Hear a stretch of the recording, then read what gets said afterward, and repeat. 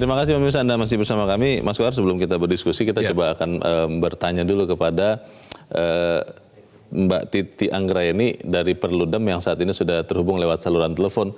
Mbak Titi, selamat pagi. Ya, selamat pagi Bang Leo.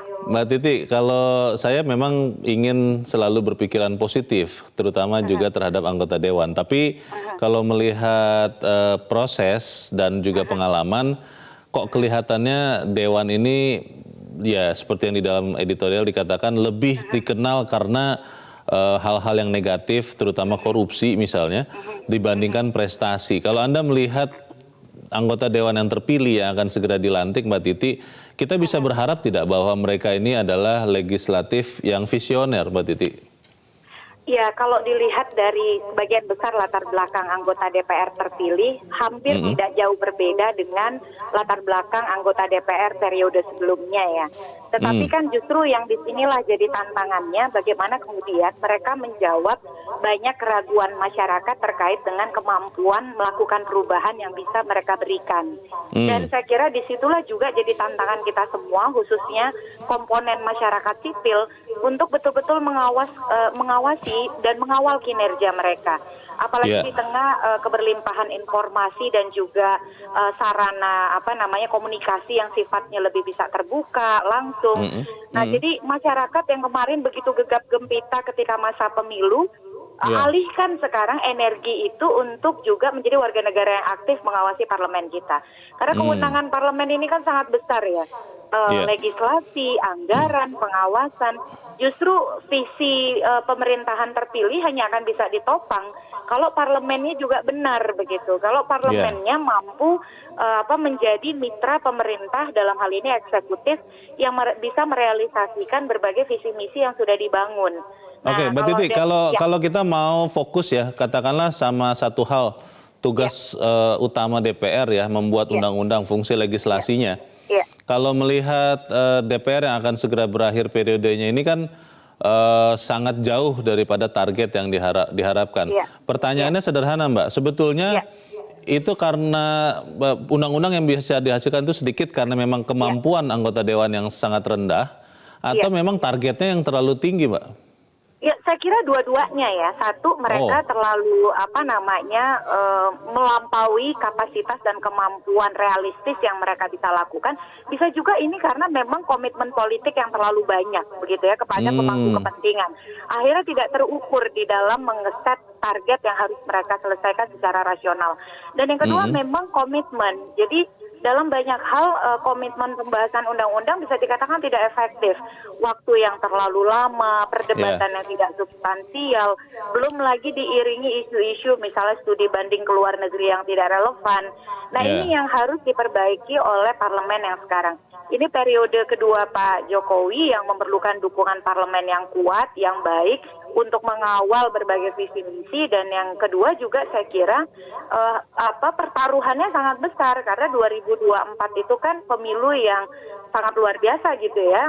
Saya kira semua partai politik juga berkepentingan. Saya khawatir kalau mereka tidak menunjukkan kinerja terbaik mereka, ya kita hanya akan memutar kaset lama setiap 5 tahun sekali, dan pada akhirnya publik bisa mengalami kekecewaan dan semakin kurang percaya pada institusi politik ini.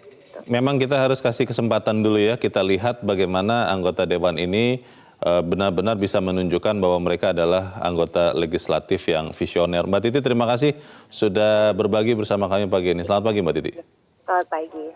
Mas Kohar, pertanyaannya begini, kalau orang kerja itu ada masa percobaan biasanya, ada probation, dan di situ biasanya berlarinya pelan. Tapi kan ini anggota Dewan yang menghadapi masalah yang tidak sedikit. Kalau kita bicara masalah ekonomi, masalah di dunia global itu sangat berpengaruh sama Indonesia. Pertanyaannya, apakah kita masih boleh memberikan keleluasaan untuk anggota Dewan terpilih nantinya untuk pelan-pelan dulu nih di awal? Atau memang harus gigi 5 langsung, bagaimana? Nggak ada pelan-pelan, karena proses perubahan itu berlangsung sangat cepat. Kadang-kadang perubahan itu kalau tidak kita respon sangat cepat, maka kita yang kemudian akan tergilas oleh perubahan itu sendiri. Bayangkan Leo, sekarang Tiongkok saja, itu terakhir kita berbicara misalnya kan artificial intelligence, kecerdasan buatan. Nah, Tiongkok itu sekarang akan membuat yang namanya itu artificial moon, bulan buatan. Bulan buatan ini bisa menerangi dalam radius puluhan kilometer dengan tingkat keterangan itu 8 kali keterangan bulan. Bulan asli ya? Bulan asli. Nah, ini mau dipasang di ketinggian 400 km di atas permukaan laut. Artinya apa? Manusia sudah sampai pada tahap itu. Dan itu tujuannya untuk menghemat energi kan. Di negara lain ya? Di negara lain. Nah, mula-mula itu juga berawal dari visi. Nah, visi diawali oleh mindset yang berubah dulu. Nah, begitu pula diharapkan dengan di Indonesia ini. Korea Selatan itu kan menurut profesor dari Seoul National University itu kan dipicu oleh 3 hal perubahan Korea Selatan itu. Kenapa dari dulu sama miskinnya dengan Indonesia tahun 50-an, tiba-tiba sekarang melesat meninggalkan Indonesia. Itu yang pertama itu karena ada visi pemimpinnya. Nah, di kita ini pemimpin taruhlah misalnya presiden. Tetapi juga anggota legislatif itu bagian dari elit dah. Betul. Elit ini menjadi sekelompok pemimpin yang mereka harus punya visi. Visi berubah, lalu kemudian diikuti oleh ketekunan bangsanya. Dan kemudian ada bantuan dari luar negeri, bantuan dari jejaring yang lain, investasi dan seterusnya. Tetapi yang paling penting di awal adalah visi. Visi ini harus berubah, visi harus jelas mau kemana mereka ini.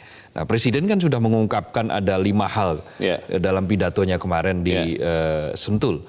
Nah, itu harus disambut dengan elemen yang lain. Di elit yang lain juga harus ikut menyelaraskan itu, bahwa kita ini menghadapi situasi yang cepat sekali berubah loh. Kita baru berpikir tentang industri 4.0, negara lain sudah mulai berpikir tentang 5.0.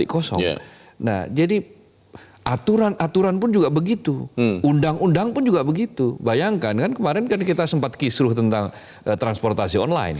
Kenapa? Karena aturannya tidak bisa mengikuti, terseok-seok dia, ketinggalan dengan kemajuan yang ada. Kalau tadi Mbak Titi bilang, Mas Kohar, bahwa kalau melihat latar belakang dari anggota dewan yang terpilih yang akan segera dilantik, itu mirip-mirip dengan anggota dewan yang akan segera berakhir periodenya. Nah, lalu dengan alasan apa kita bisa berharap bahwa anggota dewan yang baru ini yang akan segera dilantik ini bisa membuat perubahan yang tadi seperti Mas Kohar katakan Korea style begitu, lompat begitu, bagaimana? Perubahan itu bermula dari kelompok kecil. Kita tidak berharap bahwa perubahan itu langsung serentak 575, nanti kan 575 kursi anggota dewan berubah, tidak. Kelompok-kelompok kecil ini, elit itu di mana-mana dia menjadi pemicu, pelatuk bagi perubahan itu. Nah, kalau elit itu bisa digodok, mereka punya visi yang sama, partai-partai yang mengusung misalnya agenda perubahan, gerakan perubahan, itu dia harus mampu menjadi lokomotif. Nah, lokomotif inilah yang akan nanti serta-merta menggerakkan gerbong-gerbong yang lain. Nah, kalau tidak ada lokomotifnya, maka gerbong juga akan terang-terang saja. Bisa tidak sih, saya mencoba berpikir sederhana, Mas Kohar. Yang basic yang harus dilakukan, bisa tidak anggota dewan terpilih ini akan lakukan? Misalnya hadir di sidang, lalu pada waktu-waktu yang memang dia tidak perlu di Jakarta, karena memang ini dari sekian daerah, ya dia di daerah, karena kan sekarang kan stigmanya anggota dewan itu lebih banyak di Jakarta daripada di daerah masing-masing. Anggota dewan yang daerah ya. Dari daerah. Nah itu pertanyaannya, apakah itu bisa dilakukan? Itu dulu deh, Mas. Ya paling tidak begini, sekelompok kecil ini ketika dia memberikan warna yang lain, maka dia akan dilihat oleh publik, dia akan diapresiasi oleh publik, maka ini akan menjadi semacam virus baik bagi yang lain. Nah, misalnya kalau mereka anggota, ya tergantung mereka ke Jakarta dalam rangka apa. Nah, nanti kalau ibu kotanya sudah pindah kan mereka di Jakarta. Kalau mereka ini misalnya tujuannya ke Jakarta untuk lebih misalnya dalam rangka koordinasi ya nggak soal. Tapi kalau tujuannya hanya untuk studi banding jalan-jalan ya buat apa kan gitu kan. Jadi semua elemen, apakah dia di level pusat, di level provinsi, di level daerah, maka dia harus punya mindset yang berubah. Tidak bisa business as usual. Tidak bisa seperti biasa-biasa saja kalau kita tidak ingin tadi tergilas perubahan. Cara kita sebagai rakyat yang diwakili oleh anggota legislatif untuk mengendalikan, mengawasi jalannya roda legislasi ini seperti apa, kita akan bahas di bagian berikut, Mas Kohar. Pemirsa tetap bersama kami, Editorial Media Indonesia segera kembali. Terima kasih pemirsa Anda masih bersama kami. Mas Kohar, sebelum kita diskusi lagi, kita coba dengarkan dulu ya bagaimana pendapat rakyat termasuk kita yang diwakili oleh anggota Dewan di DPR. Kita sudah terhubung dengan pemirsa Metro TV di Curup, Bengkulu, ada Pak Edward. Pak Edward, selamat pagi Pak. Selamat pagi Bung Kohar. Selamat pagi Pak Edward. Silakan Pak, pendapat Anda Pak. Media Indonesia. Ya. Kalau melihat anggota legislatif yang lalu, kita pesimis. Tetapi seperti yang disampaikan tadi, dalam keterpurukan pun kita harus punya harapan yang lebih besar untuk lebih baik di masa yang akan datang. Cuma ada hal yang perlu kita ingatkan. Jangan terlalu bermimpi untuk seperti Korea Selatan, yang lompatannya terlalu jauh. Cukup mereka bisa berdampingan, bekerja sama dengan visinya eksekutif. Ini Indonesia sudah sangat baik. Kita lihat dari pidato Presiden bahwa Presiden punya visi yang sangat mengena untuk masyarakat. Walaupun dengan kritikan tidak menyinggung hukum dan HAM. Tetapi untuk kesejahteraan rakyat kayaknya, kita harapkan ini dapat didukung. Ada hal yang penting saya soroti. Kalau Presiden ada pengawasnya, itu legislatif. Tapi legislatif ini yang mengawasinya siapa? Kalau BKD-nya enggak, Badan Kehormatan Dewan enggak berfungsi. Hendaknya kalau mereka tidak hadir dalam sekian sidang, itu ada sanksi. Apakah diberhentikan atau dikembalikan ke dapilnya? Tolong rakyat di dapilnya. Ini orang bagaimana? Bisa ditetapkan tidak? Atau fraksinya yang menentukan kalau sudah tidak pernah hadir. Karena kenapa? 10 juta satu hari loh gaji mereka itu. Kan sekitar 300 juta satu bulan, sekitar 3 miliar satu tahun. Alangkah banyak uang rakyat yang dihambur-hamburkan kalau mereka tidak bermanfaat. Oke. Terima kasih Pak Edward di Curup, Bengkulu. Selamat pagi Pak. Di belakang Pak Edward ada Pak Bion di Mataram, Nusa Tenggara Barat. Pak Bion, selamat pagi. Selamat pagi Mas Leo. Selamat pagi Pak Kohar. Selamat pagi Indonesia. Silakan Pak Bion. Baik, makasih Mas Leo. Iya. Pak Kohar. Jadi kita coba mencermati secara konstitusi tentang parlemen. Ini menarik. Ada 3 fungsi parlemen, fungsi budgeting, controlling, dan legislatif. Saya kok pesimis, Mas Leo.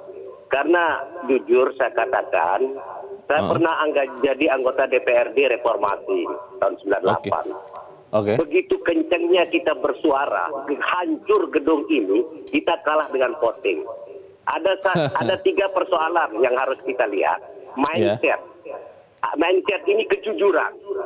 Mereka disumpah atas nama Allah, tapi itu diinjak-injak harga diri mereka dengan begitu kayak artis mereka korupsi. Saya sangat pesimis. 2, dia sudah juga bertentangan dengan Pancasila sebagai dasar negara kita. Komitmen kebangsaan mereka sudah hilang.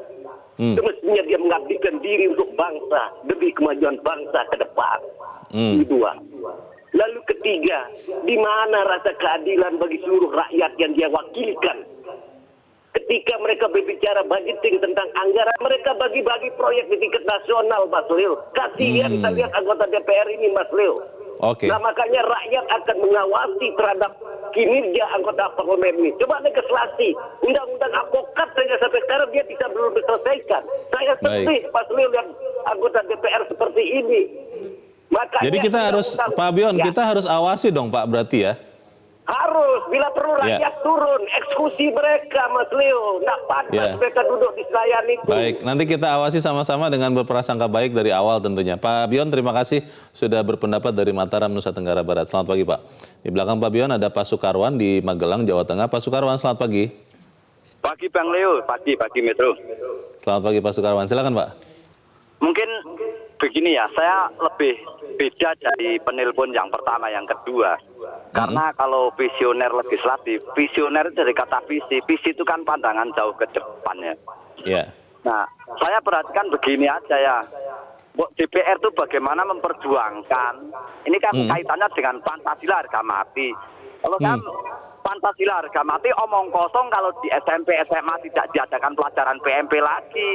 Sampai-sampai Pak Jokowi setiap event lomba-lomba siapa hafal Pancasila dapat sepeda. Dulu angkatan Satgas Gotik tidak hafal Pancasila, bangetan kan. Ini kan visi itu sama saja ke depan bagaimana anak bangsa itu biar ber-NKRI, katanya Pancasila NKRI harga mati. Kalau Pancasila harga mati di SMP SMA tidak diadakan P4 lagi atau pendidikan moral Pancasila, omong kosong lah. Jadi maksudnya kita harus kembali ke hal-hal yang basic atau yang mendasar begitu ya Pak Sukarwan ya? Itu sangat mendasar dan ini pendidikan itu sangat mendasar. Tolong DPR perjuangkan kurikulum tahun ajaran diganti ke Januari lagi nih. Oke. Januari, harus Januari karena dulu itu banyak mubazir hari-hari libur. Januari lebih efektif. Baik, terima kasih Pak Sukarwan di Magelang, Jawa Tengah. Selamat pagi Pak. Di belakang Pak Sukarwan ada Pak Iwan di Jember, Jawa Timur. Pak Iwan, selamat pagi Pak. Selamat pagi Bang Kohar dan Bang Leo. Selamat pagi, silakan Pak Iwan. Anggota legislatif itu representasi dari rakyat. Iya. Dia adalah pelayannya rakyat yang menyampaikan suara-suara rakyat. Sehingga hak, kewajiban, fungsi, kedudukan, tugas, tanggung jawab mereka tahu betul itu adalah amanah. Kalau amanah sudah diingkari, maka terjadi munafikisasi, kan begitu. Nah, terus yang jadi masalah, visioner itu jelas. Coba perhatikan apa yang dinyatakan oleh Bapak Presiden tentang 5 hal itu. Itu dikawal, dipandu, dan terus diberi dasar arah oleh anggota DPR. Apalagi setelah dalam keadaan sekarang ini ada isu-isu internasional yang masuk ke situasi nasional, yaitu hak asasi, demokrasi, kemajuan teknologi yang spektakuler, dan globalisasi. Kalau visioner itu lari ke sana, maka bagaimana mungkin mereka yang dipilih ini oleh rakyat yang memilih dalam demokrasi langsung ini ternyata seperti memilih membeli kucing di dalam karung. Dan ini urusannya partai. Bagaimana partai mau merekrutmen kader yang memenuhi syarat untuk jadi wakil rakyat. Nah, inilah yang tanggung jawab partai, dan partai sendiri saya yakin tidak tahu betul siapa mereka ini dalam arti yang sebenarnya. Bagaimana mungkin itu bisa dipercaya oleh rakyat kalau sudah begitu? Maka partai harus membenahi tentang sistem pengkaderannya. Terima kasih. Terima kasih Pak Iwan di Jember, Jawa Timur. Selamat pagi Pak. Partai harus mengawasi sistem pengkaderan. Nah, ini mungkin kata kuncinya Mas Kohar, bahwa ya, karena tadi Pak Edward yang mengatakan ya, kalau eksekutif diawasi oleh legislatif. Nah, kalau anggota DPR yang ngawasin siapa? Kalau kemudian ya itu dia, mengawasi dengan langsung ada impact kalau kemudian memang mereka melakukan kesalahan. Bagaimana Mas? Jadi gini, ada beberapa mekanisme kan. Raport anggota dewan itu kan ada misalnya di soal disiplin. Itu kan secara reguler Badan Kehormatan Dewan beberapa periode yang lalu sudah mengumumkan pada publik siapa yang tingkat disiplinnya tinggi, siapa yang sering bolos dan seterusnya, itu diumumkan kepada publik, baik melalui koran atau website atau melalui apapun lah, pokoknya pengumuman secara reguler. Ada dampaknya tidak itu? Nah, memang beberapa di antaranya ada yang kemudian yang waktu sebelum diumumkan tingkat disiplinnya itu parah, rendah, maka kemudian berubah. Ada perubahan karena mereka malu, mungkin karena satu malu dan kedua takut kalau dia tidak kepilih lagi kan. Nah, bisa jadi seperti itu. Nah, tadi juga ada yang menarik tentang pendapat bagaimana partai politik. Partai politik memang ya dia di hulunya.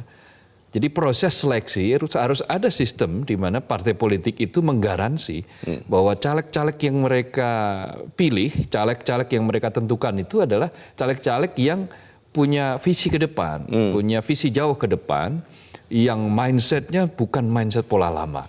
Nah, kalau dari situ sudah diamankan, maka siapapun yang jadi, mereka pokoknya begitu masuk DCT, daftar caleg tetap itu mereka sudah tergaransi. Mereka adalah orang-orang terpilih yang memiliki visi ke depan, maka ada paling tidak ada harapan yang lebih besar dari itu. Tetapi kalau partainya sendiri mekanismenya juga belum rapi, sistemnya belum rapi, ya tentu saja kita seperti memutar kaset tadi. Setiap 5 tahun kita akan punya harapan di awal, tetapi kemudian kecewa di tengah dan makin kecewa di belakang. Kalau soal transparansi, Mas Kohar, ada yang sampai mengusulkan ya sudah setiap rapat-rapat, terutama rapat-rapat yang krusial begitu, itu disiarkan secara langsung atau pokoknya melewat media komunikasi manapun, sehingga rakyat itu bisa melihat benar-benar mana anggota dewan yang benar-benar berjuang, mana yang hanya sekedar duduk datang diam duit begitu, yang seperti itu bisa dilakukan tidak? Bisa, kan parlemen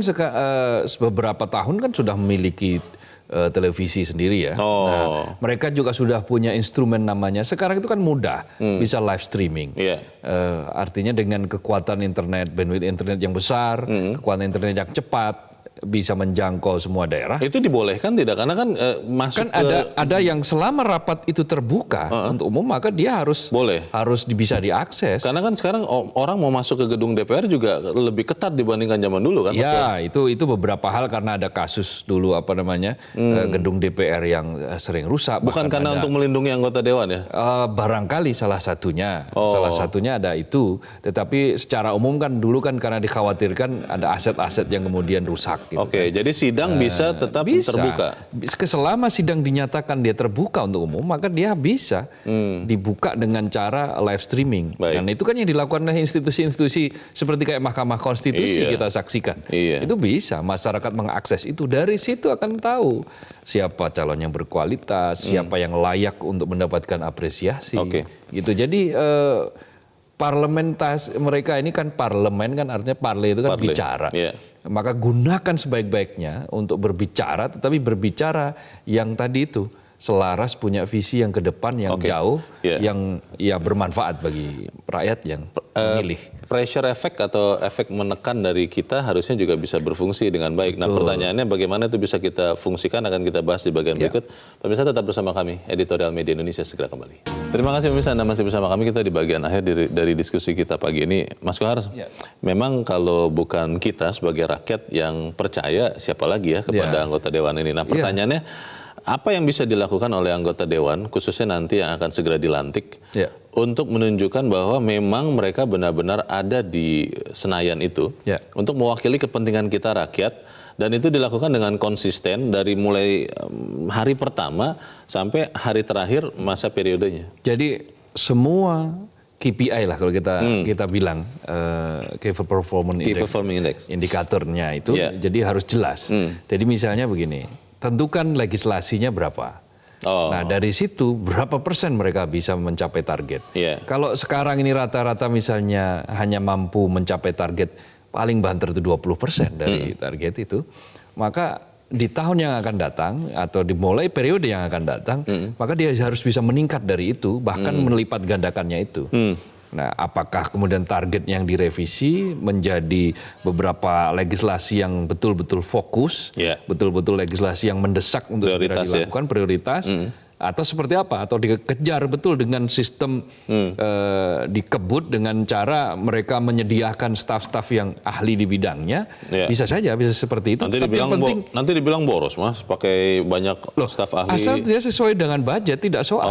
Asal efektif ya? Asal efektif, jadi efektivitas itu bukan berarti selalu harus budget cutting atau memotong budget. Bukan. Itu salah juga. Salah juga, tetapi bagaimana dengan budget yang kira-kira kurang lebih sama, tetapi hasilnya bisa berlipat ganda. Itu namanya efektif, efisien. Nah, anggota DPR harus bisa dinilai dari beberapa indikator tadi itu. Dari kedatangan misalnya, harus diumumkan. Berapa dalam periode setiap masa sidang, itu harus diumumkan.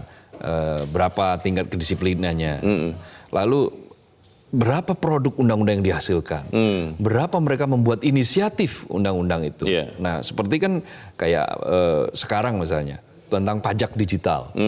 Kan pajak digital ini kan masih menjadi tarik ulur. Nah, bagaimana DPR mampu membuat terobosan undang-undang yang sifatnya itu bisa menjangkau jangka panjang, yang dia beyond, dia melampaui apa yang ada sekarang.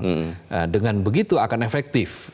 Nah, mendatangkan keuangan negara, menguntungkan rakyat, lalu ya iklim usaha juga semakin muncul, semakin. Nah, dengan kemampuan untuk melakukan terobosan-terobosan seperti itu, rakyat akan mencatat, oh ini si A, si B, si C ini poinnya akan besar. Oh, berarti dia orang yang layak untuk dipercaya, untuk dipilih kembali menjadi anggota dewan, akan lebih produktif gitu loh. Jadi dengan cara transparan, dengan cara terbuka disampaikan kepada masyarakat, maka rakyat akan mengetahui bahwa wakil-wakilnya melakukan itu. Tetapi yang paling penting, Leo, itu harus ada yang menjadi lokomotif dulu. Nah, siapa yang menjadi lokomotif ini ya sekelompok kecil, syukur-syukur bisa separuhnya gitu ya, yang mereka tergerak sadar bahwa mereka ini adalah wakil-wakil rakyat yang harus memperjuangkan rakyat dengan cara yang sesungguh-sungguhnya, seserius mungkin, diamanati untuk itu, sehingga mereka bisa menjadi lokomotif bagi perubahan. Pertanyaannya begini Mas Kohar, saya tadi dengar kata Pak Bion, Ya. Pengalamannya berteriak begitu, tapi seperti dikepung oleh orang-orang yang tidak mau berteriak, menyuarakan rakyat. Ingat dengan almarhum Sopan Sopian, yang waktu itu sempat mundur karena merasa tidak bisa tetap mempertahankan kebenaran, kejujuran di dalam parlemen. Nah, stigma ini masih begitu kuat. Apa langkah pertama yang harus dilakukan oleh anggota Dewan terpilih ini, yang setelah dilantik nanti, untuk membuktikan bahwa mereka benar-benar wakil rakyat? Ya, mereka punya konsep kan. Mereka dari awal itu mereka mestinya sudah harus datang dengan konsep, tidak dengan tangan kosong kan. Mereka punya konsep, mereka menjadi wakil rakyat, mereka punya strategi apa yang akan dilakukan. Misalnya ada yang mau membuat YouTube, misalnya setiap sidang mereka akan melihat nih sebagai bentuk pertanggungjawaban terhadap konstituen. Itu bisa ya? Bisa, selama sidang dinyatakan terbuka ini. Saya sedang mengikuti sidang ini dan pendapat-pendapatnya dia rekam misalnya. Itu akan menjadi catatan yang bagus buat masyarakat. Lalu kemudian dia pertanggungjawabkan pada konstituen yang memilih dia di daerah pemilihan dia. Itu bisa memulai dengan itu. Atau mereka misalnya membuat beberapa daftar yang akan dia lakukan dalam kurun satu periode itu, 5 tahun. Lalu dia diskusikan, dia terbuka, dia bawa itu ke kampus-kampus. Saya punya ide seperti ini. Saya ingin undang-undang ini akan mengarah efektif, berjalan. Masuk akal tidak nih? Masuk akal atau tidak? Dia challenge dirinya itu ke kampus-kampus. Itu akan menjadi sangat bagus bagi anggota dewan. Dan itu ya kalau ada 20 anggota dewan yang seperti itu bisa mewarnai, Leo. Baik. Wong 22 yang korupsi saja langsung kelihatan. Apalagi kalau 22 mereka ini bersinar karena kebaikan, tentu saja akan dikenang, dicatat. Semoga itu yang terjadi, dan memang ini tanggung jawab kita juga bersama ya Mas Kohar, sebagai rakyat yang diwakili oleh mereka di Senayan itu untuk mengawasi jalannya proses legislasi ini. Mas Kohar, terima kasih sudah hadir di sini. Selamat pagi Mas. Pagi Leo. Pemirsa, publik sebenarnya tidak pernah berhenti menaruh harapan baru setiap pergantian anggota parlemen melalui kontestasi pemilihan umum. Republik ini mendambakan parlemen yang mampu menjawab berbagai tantangan zaman dengan terobosan produk legislasinya. Semoga kita bisa melihat anggota dewan kita menjadi legislatif yang visioner. Saya Donat Samosir, terima kasih Anda sudah menyaksikan. Selamat pagi.